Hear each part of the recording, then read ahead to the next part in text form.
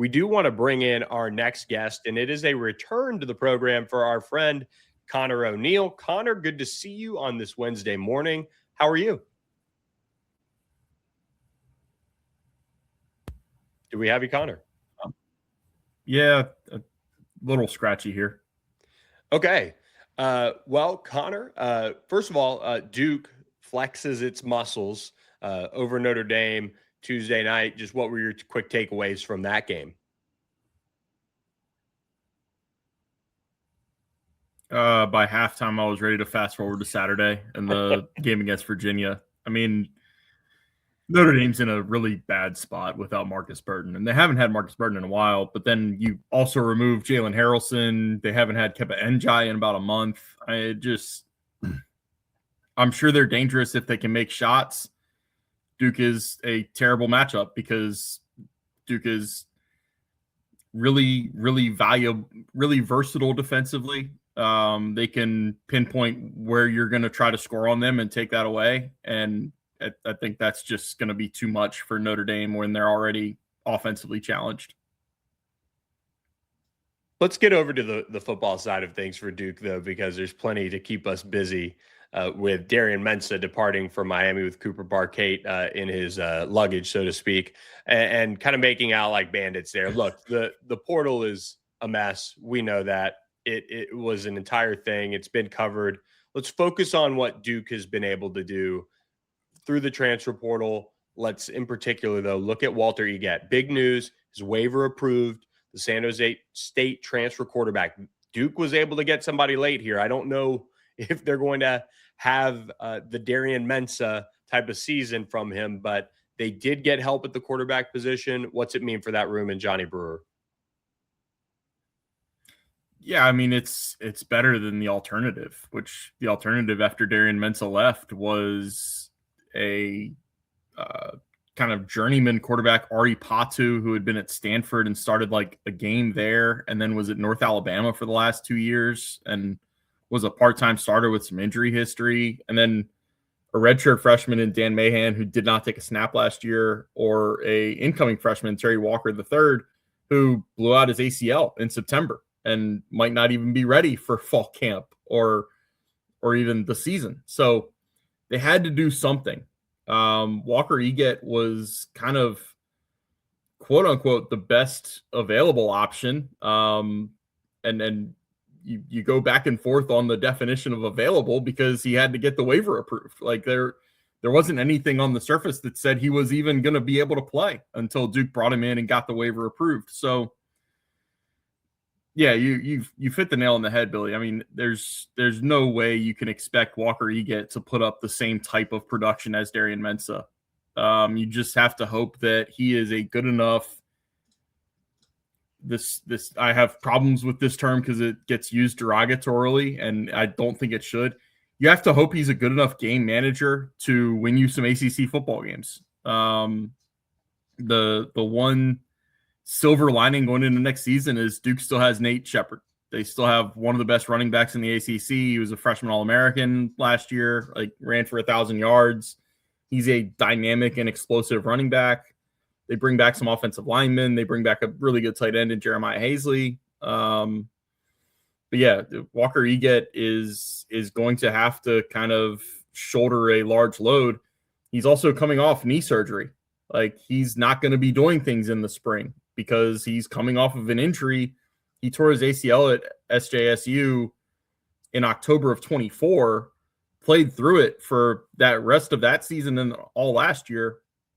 And then at the end of last season, hurt his MCL. So he had to get surgery to clean up both a torn ACL that he'd been playing on and then an MCL injury. So it's kind of like it's a messy situation. It's not as messy as it could have been with bringing in a guy who has at least started for a couple years on a FBS roster, but it's nowhere close to the situation Duke thought they would have on, say January 15th. They did add Javen Nicholas out of Charlotte, a guy I watched at the high school ranks and coming up from LSU originally, and made the move. He had some success at Charlotte. It seems like one of those kind of shifty slot type of players that they can add into the fold, and they bring in some different players to kind of address the offensive line with Owen Waffle, or he's a defensive lineman, but what? Just give us the rundown on Duke's offensive skill set, that they've put together around a Nate Shepard, around a Walter Eget. But I do like the Javen Nicholas addition there. I think maybe with Johnny Brewer and some of the fun things he can do with his offense, they'll get him involved early. Yeah, that was a really important addition because they lost Quayshawn Brown. He was their slot guy last year who had, I don't know if he quite made it to 1,000 yards. If he didn't make it there, he was really close. He's explosive, undersized slot guy. So Duke needed another one, and they got Javen Nicholas in there, I think maybe a day after Quayshawn Brown had actually gone into the portal. So it was quick, swift portal movement. I think it was about a week into the portal. I think Javen Nicholas is a great fit for what they want to do offensively. They want to get somebody in there they can run jet sweeps to, run some misdirection with. And that was basically Quayshawn Brown's role. They'll have, it's funny, like all this, they made all these moves before the Miami departures, and the Miami departures cast everything in a whole different light. We thought they were bringing in another Cooper Barkate, with I think Javen Richardson. The name is escaping me. It was another Ivy League receiver. Yeah, Jared. Obviously, Cooper Barkate. Jared Richardson. Yeah. Obviously, Cooper Barkate worked out, so you bring in another Ivy League receiver, and you have high hopes for that spot. Now you just have one Ivy League receiver product because Cooper Barkate, as you said, get it down to Miami with Darian. So I think there's potential there. Yeah, it's going to be interesting though. I mean, they lose Cooper, they lose Quayshawn, they lose Angelo Anthony and Samir Hagans were both seniors whose eligibility ran out. So they're going to need some wide receivers on the outside. They had 3 of them that redshirted this past year that they're high on, but those are 3 unproven guys. So you kind of feel like if even 1 or 2 of them pan out, it's a success. And, whether that's Jamian Little, Javon Solomon, or I think it's KJ Simmons or Kayvon Simmons, one of those, they'll feel good about where they are at receiver. Nick Delgrand, they get him from Coastal, an all-conference performer for the Sun Belt this year. That's a player that On3 and Rivals very high on. He has spent 4 years in a major college football program. He's expected to step in and start somewhere along the offensive line for Duke. And you talked about Walker and his recovery from injury and what that's going to look like. Darian Mensah was able to kind of mask some of the Duke offensive line issues that were there in pass protection at times. What's your take on just how the offensive line is looking, at least coming off of last season, and how many changes that they have from that group? Because I think I saw a couple of the guys maybe at East West Shrine Bowl and playing in that. And, there's just going to be some new faces off an offensive line that also wasn't incredible in pass pro either. Yeah, they're going to lean pretty heavily on the center. Matt Craycraft is going to be a 3rd-year starter. They're going to bring back Micah Sahakian. He's missed most of the last 2 years with injuries, but they're still high on him and what he can be if he's healthy. They bring back Jordan Larson. He was a good addition from one of the Dakota states, and I think it was South Dakota State, but don't quote me on that. He was a starter last year. Bradley Smith kind of rotated with him at one of the guard positions, and now they kind of project as the guard starters. Like as Hakian is a swing guy. He can play guard. I think he can play tackle too. And then it's another one where, it's year 3 under Manny Diaz and this coaching staff. They're high on some of the developmental guys that kind of you haven't seen or heard of in the last 2 years because they've been, to borrow the phrase that Dave Clawson used to use at Wake Forest, they've been in the incubator, so to speak. But that's where, Duke is always going to have to be somewhat of a developmental program where you're not going out and getting transfer hauls of 30, 40, 50 guys to refill your roster every single season. You're going to have to go through the high school ranks, get some of those undersized guys and put them in the weight room for 2 years. And they'll just kind of be roster stashes that in time can develop into rotational guys and really help you win football games. Manny Diaz's side of the ball, of course, defense. What's the Duke defense looking like following the spring portal additions, and what are some of the key position battles you're watching going into spring ball? They're going to have to replace some significant pieces. Duke did not have a draft pick last year, and that's going to change if you just look at the defense. The guys they're losing from that side of the ball. When Chandler Rivers was a 4-year starter, VJ Anthony was a 4-year starter. Wesley Williams was a pretty much 3-year starter at defensive end. Those last two are the defensive ends. They lose Aaron Hall at defensive tackle. He played great for the last 2 years, was really steady and stout inside. I mean, they've got some holes to fill. Owen Waffle, the defensive tackle from Penn State, is going to help them fill at defensive tackle. They did not bring in a defensive end. They really trust their defensive end development. When you talk about a guy like a former high 4-star in Bryce Davis, Kevin O'Connor's played a ton in the last few years. Trying to remember here. They brought in a lot in the secondary, and that was really early in the portal. I think of their first 5 transfer additions, 3 or 4 of them were DBs. They really wanted to address the fact that not only were they losing a guy like Chandler Rivers, even though he didn't play last year, you would have thought he'd be on the roster if he was coming back healthy. They lose Terry Moore to Ohio State. He was an All-American in 2024. They needed to bring in some fresh blood in the secondary, and they really did that. Keon Loud coming in from Montana is a big-time addition.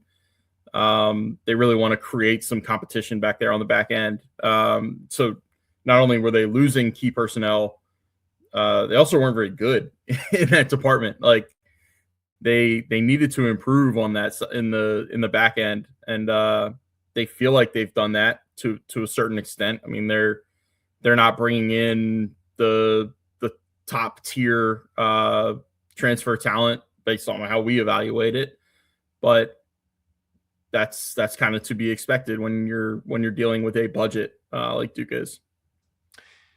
Let's move over from your Devils Illustrated site covering the Duke Blue Devils to Deacons Illustrated covering the Wake Forest Demon Deacons. And let's first get your reaction. The news breaking on Tuesday that Steve Forbes going to be back for a 7th season at the helm of Wake Forest. I don't hate this in today's environment, but find a way to give him a little bit more resources, maybe to get some improved talent.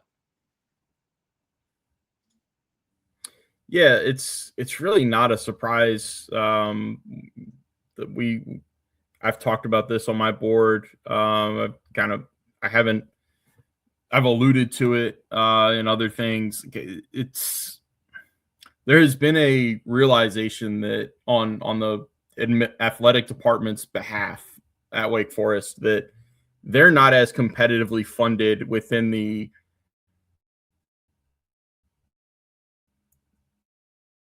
pecking order of the ACC as they thought they were this season. When you think you're spending half of the league and then realize you're actually in the bottom third, that can put some things in different perspective. And that's why you realize that, this roster that was put together was a missed evaluation or 2 away from being, say 5.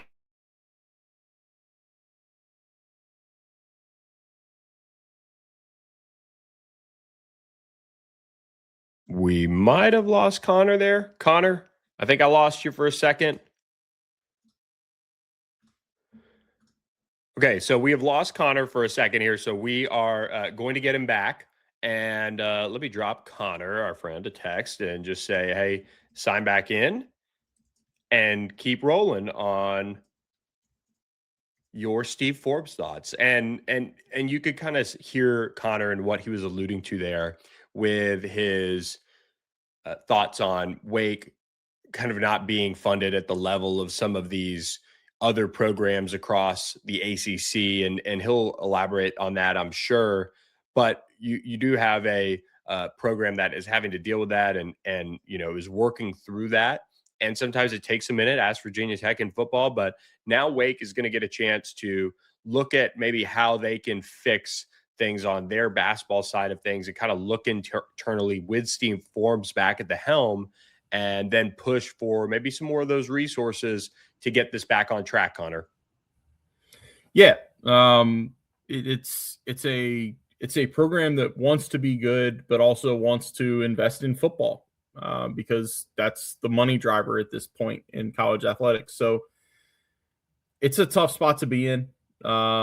You're splitting both ways, and if you choose one at the neglect of the other, then you're really putting all your eggs in a basket that might not pay off. If you split down the middle and try to do both, then maybe you're left a little bit with where you are right now with a 9-win football season that feels kind of good, but then you're really disappointed in the basketball season because one or two evaluations in transfer portal guys did not pay off. So it's a tough spot to be. They don't have or they do have my sympathy, not my empathy. I don't know what it's like to be in an athletic department, but it is a tough spot. Speaking of tough spot, I think Wake Forest and the success that they had on the football field cost them a few key players in the transfer portal, similar to Duke. But I do think Wake did a good job of trying their best to kind of fill some holes in their roster and kind of what they were missing off of this team following the transfer portal departures of a Sterling Barkhalter, of a Melvin Siani. You had, of course, who's the big defensive tackle who ended up going to Texas Tech, I believe. Matina Barogwa. Yeah. So you lose some of these key players on top of, Damon Claiborne going to the draft and some of these other players that have helped Wake Forest get to where they were on last year's historic run. And you bring in Gio Lopez as your starting quarterback now. They reunite him with his former offensive coordinator from South Alabama. What's your overall high-level take on Wake and their transfer portal kind of, adventure with what they had to face? It's kind of it's all about the quarterback, right? Like you bring in Gio Lopez. If you want to make the argument that Gio should have come to Wake last year, and this should be a 2-year marriage with Rob Ezell and his former OC, I don't think you're in the wrong. Yeah, it feels like there's a lot of potential there. I spent the whole season hearing about how bad Gio Lopez was, and I watched a bit of Carolina, mostly early in the season when they didn't have anything figured out, it felt like. And then I went and saw them at the end of the year. They played, I actually covered the Duke Carolina game was the one that I covered. And he made some throws and made some plays in that game where it was like, he does not suck as bad as everybody told me he does. Like, he is a decent quarterback. He's making some throws under pressure where he's about to get crushed that, like, those are some high-level college quarterback throws. I think there's something there for Wake to kind of work with and mold him back into the quarterback that he was 2 years ago, putting up ridiculous numbers at South Alabama under Rob Ezell. So I think there's something there. Wake had to basically revamp their entire receiver room because of either guys with eligibility running out or transfers out. Chris Barnes was a big time player for them last year. He transferred out. I think he wound up at Oklahoma State. It's kind of funny. Like, Wake has such a massive transfer haul. I think 30-ish guys. They've got some guys that were like big time players at big time school, like big time recruits that either didn't get much of a chance or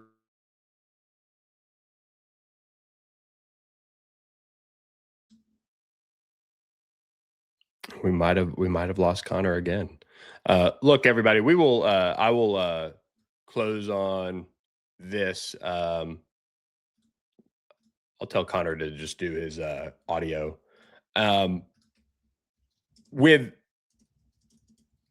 Wake Forest and where their offense is going, I think this is where you look at what they added with, and the Cotter's back again with us, but the addition of a Ryan Berger who comes over from Oregon State to shore up that interior of the offensive line. He started for the Beavers out west. Obviously, the connection there with Jake Dickert as a red shirt. You get him back into a Jake Dickert program, and then you add an Ethan Callaway, who's a former highly thought of player who went out to LSU. I think Wake Forest did take a little bit of the I guess two-pronged approach of finding some players at lower levels that were able to, make the jump up to the ACC, and that's their goal, is to be, improved and do all those things at the ACC, and then also some players that were high-level prospects, and you add them into this program and you hope that they can kind of take off now. I think the offensive line is what we're all watching with the additions of Ryan Berger, Ethan Callaway, John and Yegun, adding some, I think, kind of highly thought of players to that offensive line. Yeah, they've got to remake that entire offensive line pretty much. One or two guys like Clinton Richard has a promising future. He missed almost the whole season with a broken bone in his foot, but like Ryan Berger, I think was which one did he come from? Oregon State, I think. Yep. He joined there as a walk-on. So Wake gets the little added bonus of he doesn't count against the 105 as a roster spot because he's a designated student athlete. The guys carrying that tag still are kind of golden when you're looking at the portal and looking at a hard cap 105 on your roster. I asked Dickert, we had a post spring press conference to talk about everything about it, and kind of asked what's easier, rebuilding an offensive line when you're a brand new coaching staff, or rebuilding an offensive line a year later when all of your guys left pretty much. And he talked a lot about how like they knew what they had with Falili Fa'amoe and Devin Kalani coming over from Washington State. They were familiar with those guys, and they got here and they had a starter in George Sell. They're less familiar with the guys they're bringing in, just because that they don't have the carryover guys that come with a coaching change like the two guys from Washington State did. And they started, I think Falili missed one game, so between the two of those guys, they started 25 of 26 games for Wake's offensive line last year. It's going to be tough. Like there's some gelling that has to occur both in spring football and then in fall camp. Let's close with this. They add Sadir Mitchell. They add Bernard Causey, a couple of guys that are really intriguing. Both, Sadir being as big as he is on the defensive line. Bernard Causey, somebody I watched in high school, very intriguing corner coming from Georgia State. What do you make of some of the defensive additions that they've had, which is really was a staple of how Wake got back to relevancy this past year and took it to a whole nother level under Jake Dickert? What do you think about where the defense is heading into spring ball? Yeah, you got to find out. I don't know. I don't know that this is Sadir Mitchell's last chance, but it feels like when you've been on two programs and got kicked off a team by Brian Kelly, your chances are running thin. And it's a really good thing if Wake gets him and he's motivated and he's a big space eater in the middle and just wreaks havoc in there. That was really the key to Wake's entire defense, was having a 4-man defensive tackle rotation last year, where they did not feel like they were losing anything if they went to option 3 and 4, whatever pairing they used, they were in good shape with. And they got to replace 2 of those guys. Mateen Ibiriga went to Texas Tech. Jaden Loving was out of eligibility. They bring 2 of them back, Zach Lahovichin and Dallas Afalava. But they've got to get other guys in there, and that's where Sadir comes in. They feel great about a linebacker addition, Vinny Ferenzi from Dayton, which is Pioneer League non-scholarship football, but they think like he's like a hybrid, extremely athletic linebacker that can play all over the field. So it's interesting. Like Wake will really lean into, we don't care where players come from. We just want them to be players. Like we want to get guys. I'm a big believer in you can find playmakers at every single level. I mean, at this time last year, and Jake was quick to point this out in that post transfer portal presser. This time last year, we didn't even know that they'd be getting Ladarius Webb Jr. And we weren't sure what they'd get out of Karan Prunty. And Karan Prunty, for my money, was one of the best corners in the ACC. And Ladarius Webb played really, really well as the season went on. So there's confidence there in the talent that they brought in, but there's also confidence that in the next 7 to 8 months, they can get those guys to be really, really impactful players on the defensive side of the ball. Conor O'Neill, we appreciate all the time this morning on Duke and Wake Forest. Of course, we'll have you back. March Madness rapidly approaching for the Duke Blue Devils. As hey, you got to be a part of the most watched college basketball game this season with that Duke Michigan game. What a fun one! Yeah, it was a fun one. All right, Conor O'Neill, we appreciate the time, and we'll catch you next time. Thanks for coming on. Sounds good. Thanks, Billy. There he goes, Conor O'Neill joining us. We appreciate Conor, as always, for jumping on All Access A.